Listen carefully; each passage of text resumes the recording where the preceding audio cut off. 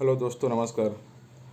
मैं Santosh Dewangan, assistant professor geography, government college Ghargoda, जिला रायगढ़ से। आज हम पढ़ेंगे वर्षा के प्रकार के बारे में। Types of rainfall. वर्षा क्या होती है इसके बारे में पहले समझते हैं। वर्षा वर्षा मीन्स रेनफॉल। अब सब जानते हैं वर्षा क्या होती है। वर्षा मतलब ये होता है कि भाई गर्मी के महीने में या सामान्यतः जब गर्मी पड़ती है पृथ्वी पर, तो जो जल होता है वो जल गर्म होकर भाप में परिवर्तित हो जाता है और वाष्पीकरण की प्रक्रिया शुरू हो जाती है। और जो वाष्पीकरण होने के बाद जो जल का जो आर्द्रता है वह गर्म होकर ऊपर उठती है। ऊपर उठने के बाद वहाँ पर संघनन की प्रक्रिया शुरू होती है और वह पुनः जल के रूप में परिवर्तित होकर के क्या है, धरातल पर गिरती है। तो जल की बूंदें जब बादल से धरातल पर गिरती है, उस प्रक्रिया को ही वर्षण कहा जाता है।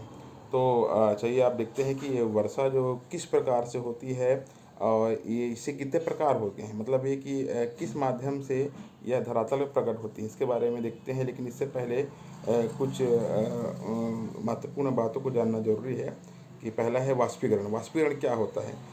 इवापोरेशन बोलते हैं। मतलब ये कि जब वाष्प में परिवर्तित होता है, उस प्रक्रिया को ही वाष्पीकरण कहते हैं। और दूसरा है संघनन। संघनन मतलब क्या होता है कि जब यह जल वाष्प जो होता है वह पुनः जब जल में परिवर्तित हो जाता है, तो उस प्रक्रिया को संघनन कहा जाता है। और तीसरा है उषांक, जिसे ड्यू पॉइंट कहा जाता है। उषांक मतलब होता है कि वायु का वह तापमान जिस पर जल वाष्प का संघनन प्रारंभ हो जाता है। मतलब वायु का एक कोई भी वायु का मतलब कितना भी तापमान हो, जिस तापमान पर जो संघनन की प्रक्रिया शुरू हो जाए, मतलब वो वाष्प है, आर्द्रता है, वह पुनः जिस तापमान पर जल की बूंदों के रूप में परिवर्तित होना शुरू हो जाए, उस तापमान को उषांक कहा जाता है, ड्यू पॉइंट कहा जाता है।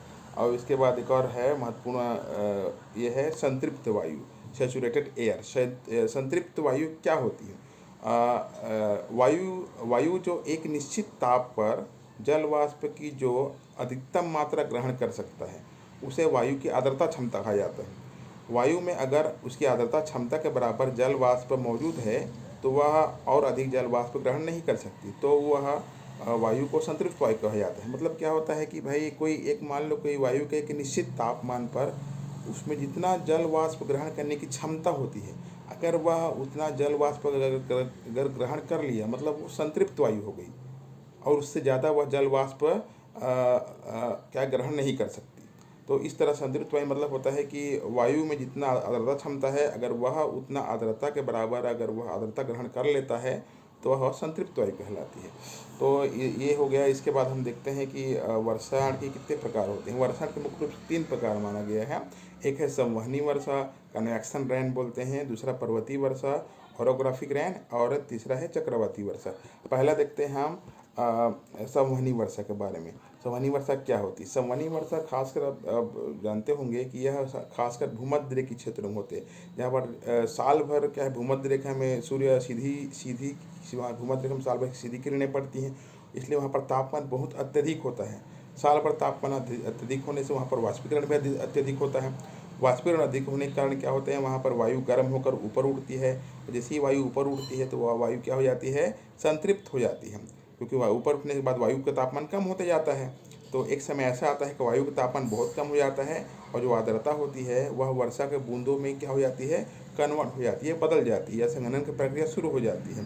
तो इससे क्या होता है, बादल बनते हैं और बहुत ही तीव्र वर्षा करते हैं। तो इस प्रकार की वर्षा होती है, उसको संवहनी वर्षा कहते हैं। ये खासकर भूमध्य रेखी जो देश हैं वहाँ पाई जाती है। यहाँ पर रोज़ लगभग साल भर दोपहर के 2 बजे के बाद क्या है कि बहुत गर्मी पड़ता है, तो 2 बजे तक संवहनी धारा ऊपर चलती हैं, और ऊपर जाने से क्या है, वायु का तापमान कम हो जाता है, और हर दिन लगभग 2 बजे के बाद यहाँ पर वर्षा होती है। इसमें देखते हैं आगे। देखिए, मैंने इसको चित्रों के माध्यम से समझाने की कोशिश किया है कि वाष्पीकरण हो रहा है, फिर संवहनी धारा ऊपर चढ़ रही है, और संघनन प्रक्रिया होने के बाद बादल बन रहे हैं, और वर्षा हो रही है। यह भूमध्य रेखी जो देश है जहाँ पर यह इस प्रकार की वर्षा होती है, इसके बारे में बताने की कोशिश किया हूँ मैं। इसमें कोलंबिया, इक्वेडोर, ब्राज़ील और इंडोनेशिया, कंगो, ये है पापुआ न्यू गिनी, इन सब देश है जहाँ पर ये संवहनी वर्षा होती है। उसके बाद है दूसरा है ऑरोग्राफी कराएं, जैसे पर्वतीय वर्षा। पर्वतीय वर्षा क्या होती है कि भाई नाम से स्पष्ट है, पर्वतों के द्वारा जब वर्षा होती है, मतलब है कि जब भी समुद्र से आर्द्रता वाली जो गर्म हवा आगे बढ़ती हैं, आगे बढ़ते बढ़ते जाती है और सामने में एक बहुत ही बड़ा मान ली विशाल पर्वत आ गया, तो भाई पर्वत तो उसको रास्ता को रोक नहीं पाएगा। तो पर्वतों के सहारे सहारे क्या होता है, ये जो हवाएं होती हैं वो ऊपर की ओर चलती हैं।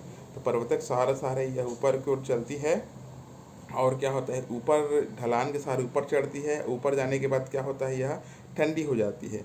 लगभग सामान्यतः हम जानते हैं कि 165 मीटर ऊपर जाने पर 1 सेंटीग्रेड तापमान कम हो जाता है। या मैं ये कहा जाता है सामान्य रूप से कि 1 किलोमीटर ऊपर की ओर जाएंगे तो लगभग 5 से 6 डिग्री सेंटीग्रेड तापमान कम हो जाता है। तो ये हवाएं जो ऊपर चढ़ती हैं, तो यहाँ पर क्या फिर वही प्रक्रिया होती है, वायु संतृप्त हो जाती है, ठंडी हो जाती है और फिर वर्षा करती है। तो वायु की एक ढलान, पर्वतों के एक ढलान पर वर्षा कर पाती है, लेकिन दूसरे ढलान पर वर्षा नहीं कर पाती। तो उस दूसरे ढलान जहाँ पर वर्षा नहीं होती, क्योंकि भाई वहाँ पर पहुँचते पहुँचते यह पूरा शुष्क हो जाता है, हवा में जितना नमी रहता है वहाँ पर एक ढलान में पूरा ख़त्म कर देती है। दूसरे ढलान पहुँचते पहुँचते क्या होता है, यहाँ पर वर्षा नहीं हो पाती, तो उस क्षेत्र को बोलते हैं वृष्टि छाया प्रदेश। और चित्र के माध्यम से मैंने समझाने की कोशिश किया है। समुद्र से वाष्पीकृत हवाएं आगे की ओर बढ़ रही हैं और पर्वतीय ढलान में तो वर्षा हो रही है, तो दूसरे ढलान में पहुँचते पहुँचते वायु शुष्क हो जाती है, तो यहाँ पर वर्षा नहीं होती, तो इसको वृष्टि छाया प्रदेश कहा जाता है। तीसरा है, देखिए मैंने चित्र के माध्यम से समझाने की कोशिश किया है, जो वेस्टर्न घाट है भारत का, ये जिसमें गोवा से मुंबई से लेकर यहाँ से उत्तर दक्षिण की ओर जो ज़्यादा गाढ़ा कलर का ब्लू कलर का दिख रहा है, वहाँ पर सर्वाधिक वर्षा होती है, जो कि ये वेस्टर्न घाट है। अब इसके और ढलान की इस तरफ जो पुणे वाला हिस्सा, जो ये वाला हिस्सा दिख रहा है, वहाँ पर कम वर्षा होती है। ये सब वृष्टि छाया प्रदेश कहलाता है। आगे देखते हैं चक्रवाती वर्षा, साइक्लोन रेन। साइक्लोन रेन मतलब होता है भाई कि जब दो विपरीत स्वभाव वाली, मतलब एक ठंडी वायु रहेगी, एक गर्म वायु रहेगी।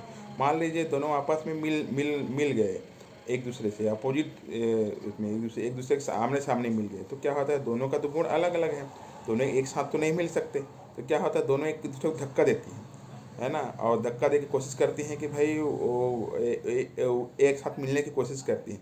तो वो ठंडी हवा होती है वो क्या है, ज़्यादा वजनदार होती है, और गर्म हवा हल्की होती है। तो जब ठंडी हवा का धक्का देने से गर्म हवा क्या होती है, ऊपर की ओर चढ़ी जाती है। ऊपर की ओर जाने से फिर वही प्रक्रिया शुरू हो जाती है, ऊपर की जाने के बाद वह भी ठंडी हो जाती है और वर्षा शुरू कर देती है, है ना। तो ये ठंडी हवा और गर्म हवा के बीच में जो वाताग्र का जो ढलान, एक ढाल होता है, मैं चित्र के माध्यम से बताने की कोशिश करता हूँ। देखिए ये वाताग्र है, एक तरफ से ठंडी हवा आ रही है, एक तरफ से गर्म हवा आ रही है, ठंडी हवा गर्म हवा की धक्का दे रही है, गर्म हवा ऊपर चढ़ जा रही है और फिर बादल बन करके वर्षा कर रही है। इस प्रकार हमने जाना कि वर्षा के मुख्य रूप से 3 प्रकार होते हैं। और अब निष्कर्ष रूप से हम कह सकते हैं कि भाई वर्षा जो होती है ये मुख्य रूप से परिस्थिति और वातावरण के हिसाब से और खासकर धरातली बनावट के हिसाब से होती है। देखा जाए तो भारत विश्व में सर्वाधिक वर्षा चेरापूंजी में होती है, जहाँ पर वार्षिक वर्षा लगभग 2500 सेंटीमीटर तक हो जाती है। उसी प्रकार जो अट्टाकामा का मरुस्थल है, वहाँ पर 15 सेंटीमीटर तक भी वर्षा नहीं हो पाती। तो ये वर्षा का विभिन्नता अलग अलग है पूरे विश्व में, यह भौगोलिक स्थिति के अनुसार ही वर्षा डिपेंड करता है। तो इस तरह से मैंने कोशिश किया आपको पूरा समझाने का। आशा करता हूँ आप लोगों को समझ आया होगा। बहुत बहुत धन्यवाद।